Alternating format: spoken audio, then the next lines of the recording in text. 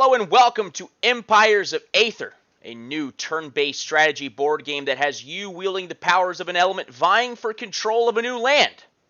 You also might have to crush your opponents along the way, and we've got a spicy one here for you today, folks.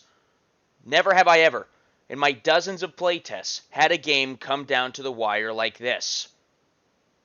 Happy to say that I got myself involved in this one as well. I was able to play. This is a match between myself, my brother, my cousin, and my nearly adopted brother, the returning player, Zach, from our last gameplay footage. So, welcome to Empires of Aether.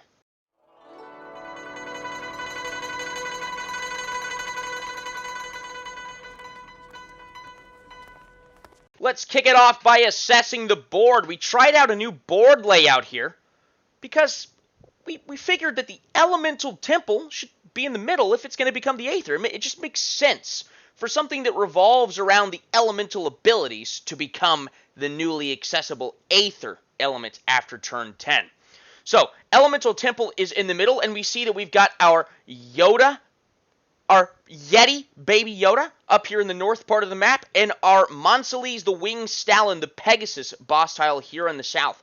And I do think that all corners are fairly balanced resource-wise here. And we're also trying out a new format here where the third and fourth players, so the two players who roll the lowest on their dice, they get to ban an element from this game. And so we do see some scary potential corners here for certain elements here. And what's really cool about this match is we get to see two brand new elements in their debut games. Debut matches here, not even posted to the website yet, so cool to see them in action very early on in their development. Still working on that balancing there.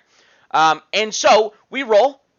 My cousin Christian, the lightning player, ends up being the lightning player. He rolls high. I roll the second highest, and then we've got Zach and Chandler bringing up the rear. Zach seeing the potential for a water player to capitalize on these three early lakes here in the middle. Bans out the Water Nation despite its struggles in the last several matches that we played here. And then my brother Chandler ends up banning the Air Nation, seeing that in this top right corner, deserts and fields galore. I can't blame him there. I do rank air in the top 4 nations that we currently have available. So definitely don't blame that ban there. Water, it might have been a worthwhile ban. Who knows? Water has struggled as of late. But as the rolls turn out, we are now picking our corners and our element simultaneously. This allows for excellent counterplay for those later picks, so they're not, really put out of the way with those later picks because they can, potentially counter an opponent that's already selected their nation. And so my cousin Christian selects the Lightning Nation. He's played 3 matches in 3 back-to-back days. This will be his second match with Lightning. He won with Lightning in his debut game. So, Lightning up here, I do think this is the strongest corner for practically every element up here in the top left of our screen. As we do see, it has a large concentration of food and building materials available. We've got the rainforest towards the center of the map, 3 lakes, a field, a forest, and a couple of mountains here. Very, very, very strong and balanced. So he takes his corner first. And then I get to pick mine second, and there's a couple of variables here with why I'm picking the corner that I do. Some might be saying, well, if you're the Earth Nation, yes, you want as many mountains as possible to maximize and capitalize on your bonuses, which is certainly not this corner here. But all in all, I'm not too worried about that. Earth, I like to take a very, very balanced approach to my game. I want to have, plentiful food and plentiful building materials no matter who I am. So I like having these access to the lakes and the rainforest here as opposed to having just more mountains with less food over here in this corner. And then the top right, only 1 mountain available, and those deserts, not too appealing to me, despite the fact that I do get defensive bonuses from the deserts. So I do select this bottom left one here, but I see merits in selecting the other 2. My brother Chandler gets to play with the Poison Nation. Once again, in this debut recorded game for the Poison Nation, we're going to dive into the kit that the Poison Nation implements here in just a second. Poison, there's not too many tiles that they benefit from. They do want to access swamps. And so part of the reasoning in me selecting this corner over here is because I knew my brother was going to play Poison. I am denying an early swamp tile here. His only swamp tile is going to be in this top right corner over here, but he does have an ability that can give him access to another one. So he's just going to go for the more balanced corner here. And then with the very, very last pick, Zach opts to play the Sand Nation in its debut game. And the reason why is because naturally they thrive off of deserts. And what does he see up here? 2 early deserts with the ability to make more. A very, very strong play. So with only 1 corner to choose from, he picks a nation that is very optimal with these conditions. With that being said, with our corners selected, let's dive into the loadouts. The starting lineups, if you will, of these nations and their abilities. Let's kick it off with the Sand player here. As he picked his corner last, he will get to take his turn first. Let's see what abilities he opted for here. These most recent elements that have been developed, they don't have as many choices in terms of their abilities, but you do have to make a few cuts somewhere. Sand has the ability to move through deserts without counting for their movement, so those early deserts in his corner of the map are going to give him some early initiative on the board. Very, very nice there. Deserts are also providing a pretty modest amount of food. So whereas most nations aren't benefiting in the food department for purchasing those tiles, the Sand Nation is. And for each of those deserts owned, they're going to add 1 to their soldiers' dice roll when defending. So they are more of a turtling nation, and we'll dive into their abilities and we'll see why that is. Their tier 1 abilities, there's nothing jaw-dropping here because they are playing for that tier 3 stage of the game, but they can convert any owned tile into the desert, and they can get those early building materials to fortify their lines if anyone is pressing upon them. And then the rattlesnakes, if you are developing deserts on your border, rattlesnakes can be utilized as any stalling ability that several other nations have, a similar ability to. So rattlesnakes, if used effectively, can be an excellent stalling card. And then we get to tier 2, more Star Wars Anakin sand puns here. We're converting more tiles to deserts, increasing our defensive stats and also increasing our resources and also our mobility. So if we chain multiple deserts together, we can span great distances in one turn. Mirage allows us to essentially turn the tides here. We've been turtling up. We can get a good, strong attack where otherwise the aggression would not be successful. And then this is a newer ability. This will be the first game that it's been used. Drawing the next 10 cards of the advantage deck and keeping up to 3. Essentially getting to pick your hand. With the potential to draw some of the excellent advantage cards that are there in the deck. You can gain access to those earlier and really just monopolize those really strong ones for the next several turns. But then we get to their bread and butter. What they're actually striving for, in my opinion, each game. Which is tier 3. You're going for this Pharaoh Titan passive where your general can convert any tile that he purchases or claims via aggression to deserts. And you're going to generate resources if your general's on a desert at the end of the turn. Excellent, excellent, excellent. And then Buried Alive is simply going to convert an enemy-owned tile to a desert, crushing all units and structures on it and surrendering it neutral. A massive swing. If you've got a Citadel sitting in front of you, via the Earth player, might be saving this to take that down. But then, their absolute signature ability, a tier 3 passive, Mummification. Your pyramids, which are buildings you can construct on your deserts in addition to your other buildings, will resurrect any soldier that dies within 3 tiles the turn after they perish. This goes for any nation, friendly or foe. So, you're just recycling your own army when defending, but you're also utilizing your enemy's soldiers against them when taking the aggression to them. Very, very, very cool. In my opinion, Sand is definitely hoping to stall to get to that tier 3 position. But let's see how Zach, the Sand player, tackles it. Then we have my brother playing the Poison Nation in its debut. And Poison plays very differently from all of the other nations. They are the douchebag at the table. Simply here to interfere with every other player's conduct. Their plays, they have to second guess everything. Very unique abilities here. In fact, their passives don't look anything like other nations' passives. Most of them revolve around their general. Their general gets to place a free barracks on turn 4 or later in the tier 1. And then in tier 2, they can place a free barracks once again on any tile. This means they can double up barracks in the tier 2 position, and we'll talk about why that's important. Tier 2, they also can sell their advantage cards, 1 per turn, for 5 food or 5 BM, whatever they're lacking in order to supplement their resources, because they're not a very economic nation. They're a fairly aggressive nation meant to disrupt other nations' plays. On top of that, in their battles, enemies can only use one advantage card against you at a time. Very, very powerful. But then we get to their map conditions, essentially. Owned swamp tiles produce extra food for you and add 1 to your soldier's dice roll when attacking. So just like sand in the deserts, no other nation is getting food from them, but poison is getting food from the swamps, giving that radioactive, disgusting vibe to them. But let's get into their abilities here. Watch your step, converting one of your own tiles to a swamp tile. Most nations have something to this effect where they can always gain access to that tile that they benefit from. And so it's probably a must-take in almost every single situation, depending on the map that you're starting with. If you just got a corner filled with swamps, maybe you don't need to take it. Handle with gloves. Force every other nation to discard 2 advantage cards, or force one nation to discard all of their advantage cards. Going to make 3 enemies, or you're really going to set your crosshairs on one and especially screw them over. Very, very cool. Huge potential early game, huge potential late game. Who knows when to use it.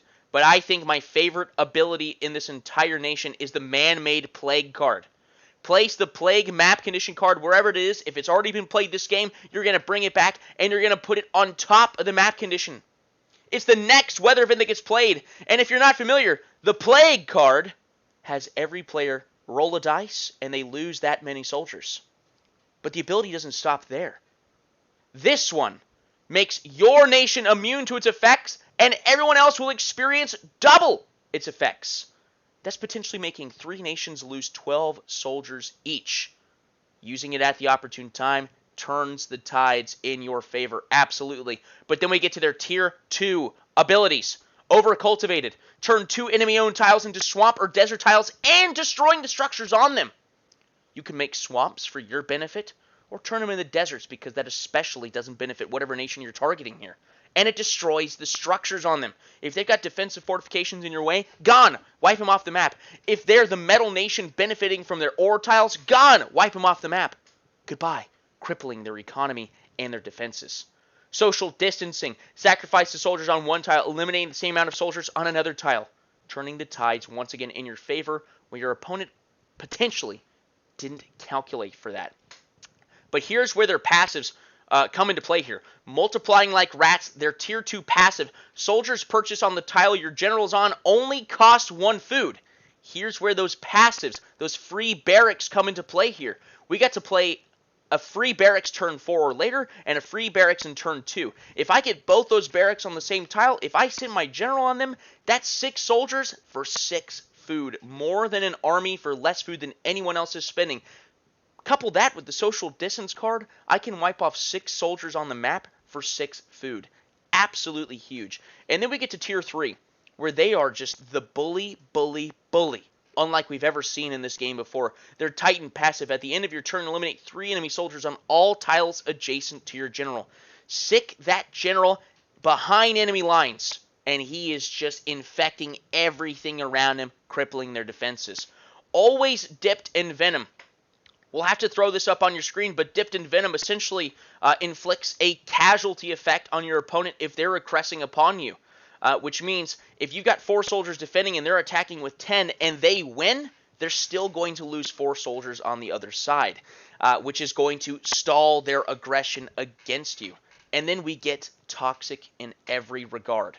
Choose 1 enemy nation, eliminate an army, destroy 3 resource buildings, and remove up to 10 of each resource.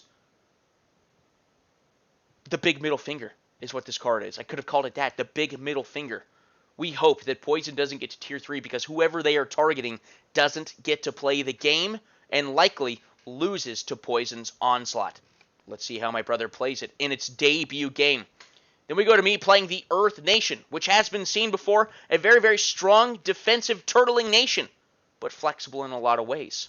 We're benefiting from mountain tiles producing extra building materials, and deserts are granting us extra defenses. Tier 1 abilities, I think Tectonic Plates is a must-take card. It enables so much dynamic play around those landmark tiles, and also allows you to turn the tides very early on should an opening present itself. extensive fortifications. We take one of those tiles that we own, and we're going to put some extra defenses on it because Earth struggles to get soldiers out early. So if anyone is going to put me in their crosshairs, I can sort of stave off any early aggression. And then I can guarantee myself an extra mountain tile. This is not always a must-take, and in this situation, I don't necessarily need to take it, but because I'm facing the Poison Nation who's going to convert my tiles to stuff that I don't want them to be converted to, I want to guarantee that I have got a mountain on the other side. And then the tier 2s are pretty much staples. Summon Citadel you always take. Brick by brick, I think you almost always take. I do see the potential for a lot of naked tiles to be exposed in the tier 2 for me to get, a bunch of free wins. And so that's going to allow me to access a lot of food in the mid game. And then Eating Rocks, the reason why I take this card is because I've got Poison on the other side, once again. And I've got Lightning on the other corner of the board from me. Both of which can easily press down upon me, and I need a way to get soldiers out if I'm in a 2v1 situation. Hence why I'm taking that card. Tier 3, Spare Rooms is just one of my favorite cards for Earth. We get massive forces when we get to Tier 3. Terraforming, we can cancel out landmark tiles and or bosses if people are using that as their win condition. Also, a big movement passive there. But all in all, this card is not the most valuable in their Tier 3 department, but it is sort of a way to stall other players from winning if we get to the stage of the game. And then She's a Brick House. Just a fantastic card. If you've got another, defensive nation, someone who is sort of turtling for the win, maybe they've already achieved one win condition, this is a way for me to inflict aggression on them that I wouldn't normally be able to achieve. And then we get to my cousin who is taking his turn fourth, the Lightning Nation, the most aggressive nation available. Taking these abilities. Command Thunderstorm, I think it's a must-take, canceling out any negative weather condition for you and allowing you to push that early aggression. Fast as well, you know the rest. It is their double movement tile bonus, slightly weaker than the Battle Cry effect of the Fire Nation. This allows them to move 2 tiles and attack. Why is it weaker? Because it only allows the units on 1 tile to do so, and their general must be present. Rainy Day Fund, fresh off of a nerf. It used to be for 3 resource buildings, now only for 2 resource buildings, but still a very, very good take here to get that early economy in order to instigate that early onslaught on your opponent. Not to mention their early passives where they don't even need a barracks on their capital tile. They're churning out soldiers before anyone else. Very, very cool. And then we get to Tier 2. Thunderbolt, absolutely massive, especially if you're going up against the turtling nations like the Earth Nation that I'm playing on the other corner of their board. They can get rid of all those defensive fortifications adjacent to their general. But what I do think is their strongest Tier 2 ability is the Shocking Development passive, which they can train soldiers on their general for only 2 feet apiece. 2 food apiece. 2 feet apiece. That general is moving around and pumping out soldiers. The pieces keep hitting the board. But if the general isn't enough, then Blitzkrieg Warfare does allow them to push with that final amount of soldiers that they need to go over the top of a tile's defenses. And then I personally don't think Lightning is playing to go to Tier 3. I do think they want to position themselves for a win in Tier 1 and Tier 2. But their Tier 3 abilities, incredibly powerful, starting with their Titan passive, Cumulonimbus, weakening all opponents in combat with their general. Whether he's attacking or defending, they're going to subtract 2 from their dice roll. Absolutely huge. Never Striking Twice, only the second ability in this game that has this effect where the soldiers can attack twice in 1 turn. The same soldiers. However, half of them perishing after that conflict. Your opponent puts all their defenses 2 tiles away from their capital. You manage to win that battle and then can attack their now defenseless capital in the same turn. Absolutely huge. And then Channeling Zeus, their most unique ability, allowing for ranged attacks. Like I said, it depends on where you are on the map for this to be, truly effective. I don't think it's their best Tier 3, certainly their coolest Tier 3. And that is the rundown of the loadouts of the 4 players here. Let's get into the action. As of right now, who do you think with their loadouts and their positioning on the map? Who is best shaped to take this game? Who is best shaped to take this map? Is it Earth, the developer, the creator? With only 1 career victory under my belt. Really only 5 games played, but 1 career victory under my belt. In fact, everyone else at this table has the same amount of victories as me. Is it Lightning? The guy who just picked up the game a couple days ago. Is it my brother playing the newfound Poison Nation? The Bully Nation. Or is it going to be trash-talking Zach, taking his turn with sand, seeking redemption after his crushing defeat with the Fire Nation in our last casting of this game? Throw it down in the comments. Let's get into the action.